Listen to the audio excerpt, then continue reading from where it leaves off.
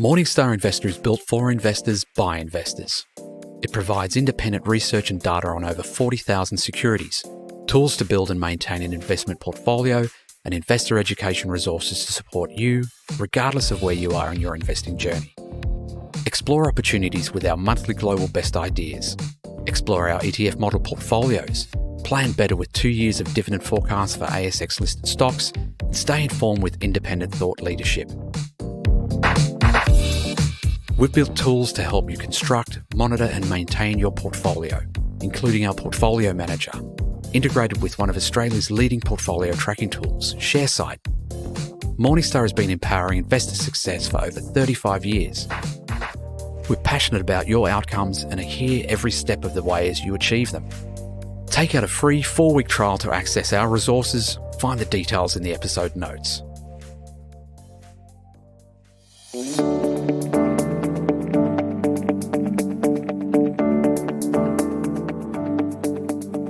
Welcome to another episode of Investing Compass.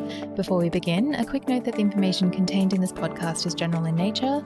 It does not take into consideration your personal situation, circumstances, or needs. Okay, so today, Shawnee, we are going to do one of, I guess we'll call them periodic, because there's no set time that we do these exactly. One of our periodic market updates.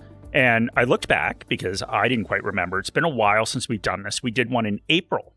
That feels like a lifetime ago. It does. Your birthday's in April. It is. So I was probably younger when we did this before. And I think if we think back to April and think about how long ago it was, if you think about that time, inflation was high. Market participants were optimistic that interest rate increases were coming to a close and we would start seeing cuts. And a lot of people were worried about the impact to the economy of the increases in interest rates. So I guess not much has happened at all, apart from getting older. Yeah, no, exactly. And I know what the answer will be because apparently we have not seen any of the same movies. But have you seen the movie Groundhog Day, Shawnee?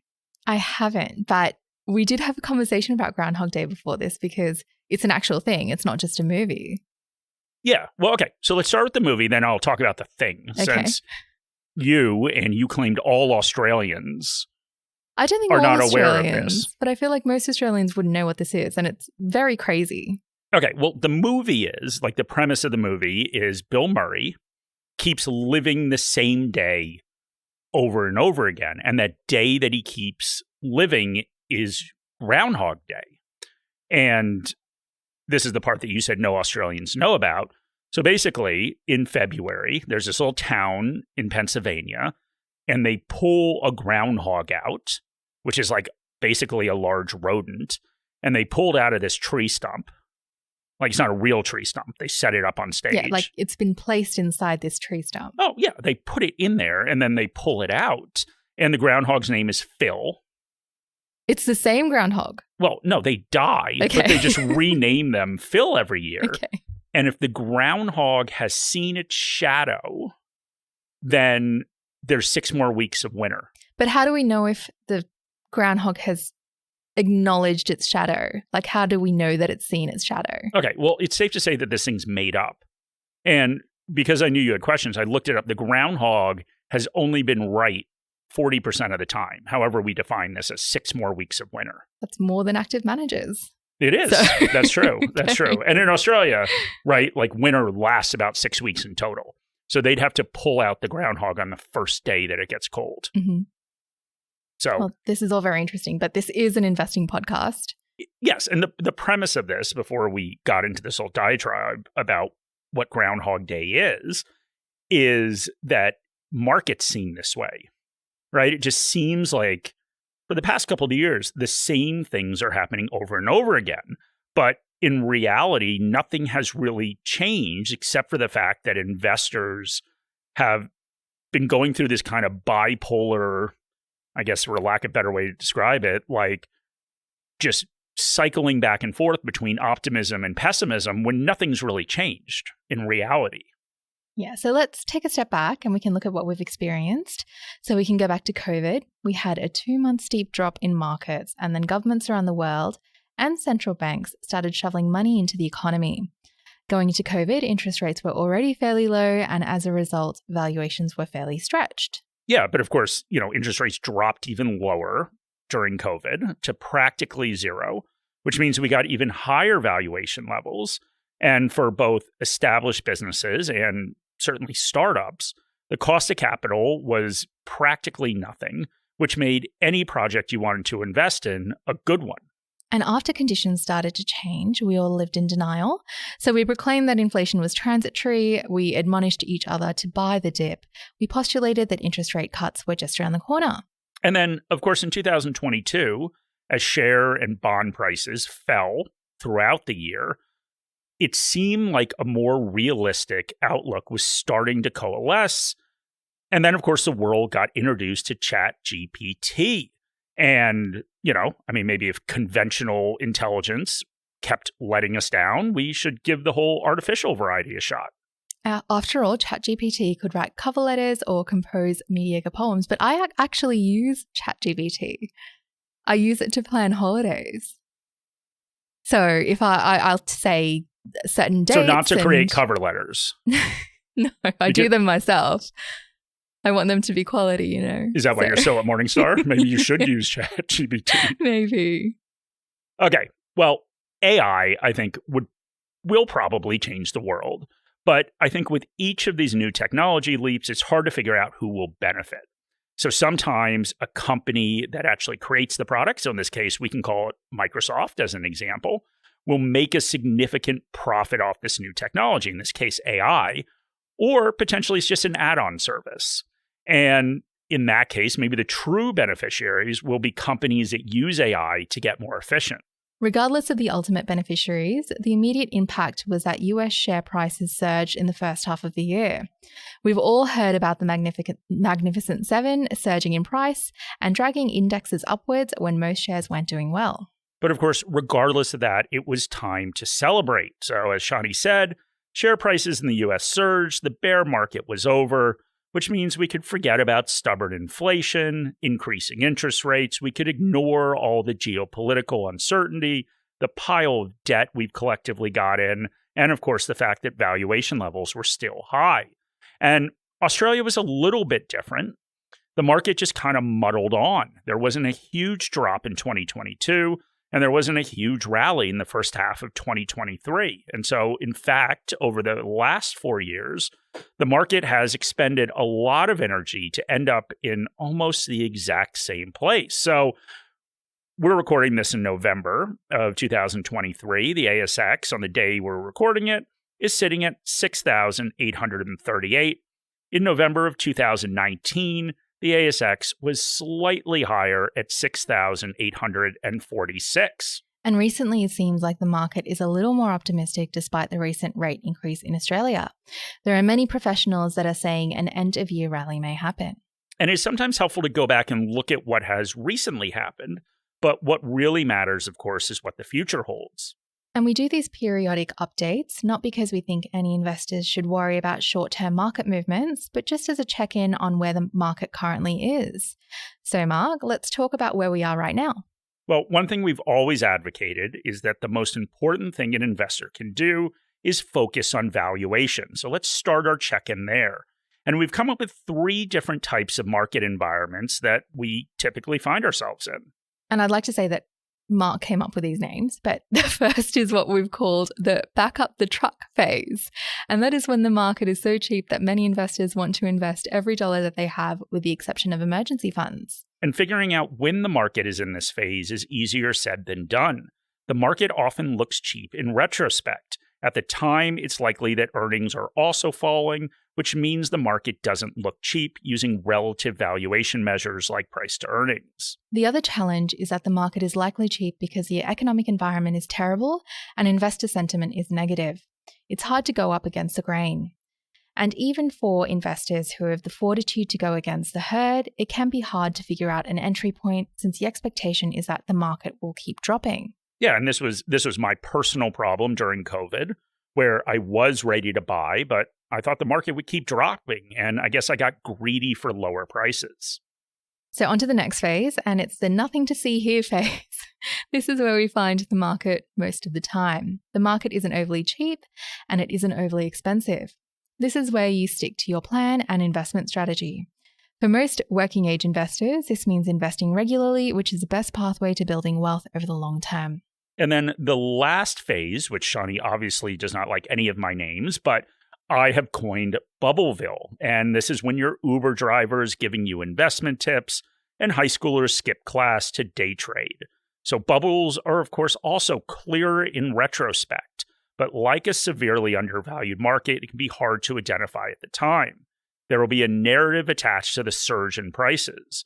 With some perspective, we can look back and see that the narrative was simply justifying irrationality, but it seems hypnotically compelling at the time, especially because investors want it to be true. This is a time when investors may want to build up some cash. A share that has appreciated and may be overvalued does not necessarily mean it's time to sell, given potential tax consequences and the fact that you may simply be wrong. New savings can be directed towards cash instead of the share market. Dividends can be retained instead of reinvested. And so now we're going to look at the market right now, and we're going to try to place it within one of those three phases. And we'll look at two different valuation approaches today. The first technique is using relative valuation measures. And a relative valuation measure is a financial ratio such as the price to earnings ratio, or PE. Other ratios such as price to sales or price to cash flow are also used. A relative valuation measure is representative of how much investors are willing to pay for $1 of earnings or sales or cash flow. The higher the ratios, the more investors are willing to pay. One critical element of a relative valuation measure is that the number doesn't tell us anything. A PE of 15 or 20 tells us nothing in isolation, and we must focus on the relative. We need a point of comparison. That's right, Shani. So if the market is trading at a PE of 15 and it traded at 20 times earnings last year, we can say that the market is cheaper than it was a year ago. The Australian market's trading at 10 times earnings and the US is at 20. We can say that the US market is more expensive than the Australian market. What a relative valuation measure cannot tell you is if the differences between the two markets, 2 points in time, or two different companies are justified. There are many reasons why a market or a company would trade at a different valuation level. For instance, when comparing 2 points in time, the level of interest rates would influence valuation levels. Expected growth rates between countries or companies will influence valuation levels. If earnings are expected to fall in the future, valuations would be lower. And when we do these market updates, we look at the cyclically adjusted price to earnings ratio, or CAPE ratio, as a relative valuation measure for the overall market. The CAPE ratio uses the average earnings from the past 10 years to smooth out the cyclicality of earnings. According to data from Robert Shiller at Yale University, the US is trading at a CAPE ratio of around 30 as of September 2023. That is down from a recent high in 2021 of 38, but higher than the low during the market fall in 2022 when the CAPE reached 27. Historically, the CAPE ratio is still higher than average. The average monthly CAPE since 2000 has been 27. And in Australia, the CAPE ratio on June 30th, 2023 was around 19. The publicly available data is less robust than the US, but the CAPE has come down from 23 in 2021. And there are limitations to relative valuation measures. Investors need to understand how the conditions of the overall economy and the particulars of an individual company impact the level of valuation, as measured by something like the PE ratio. In other words, a valuation measure that is billed as a shortcut requires significant analysis to be relevant in decision-making. And this is why investment analysts typically resort to a discounted cash flow model. An analyst will estimate what a company will make in the future and discount those cash flows back to the present day. And that is a overly simplified explanation, but you can learn more about that in our Swipe Right for Shares episodes. The point of this approach is to estimate what a company is worth based on the specifics of that company and the external forces that will influence how the company performs. Our analysts estimate the fair value for the 1,600 shares in our coverage universe. We can roll those valuation levels up to the country level and look at markets. So in Australia, the price to fair value is 0.87, which equates to 13% undervalued. The only time the Australian market has been this cheap was during the pandemic and the GFC.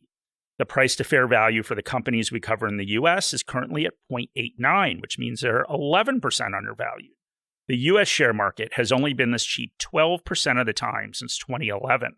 In reviewing these two sets of valuation data, we think it's safe to say that the markets are currently in the nothing to see here range. This isn't a bad place to be, considering that we both thought that we were in bubble territory in 2021. Where we go from here, of course, is anyone's guess.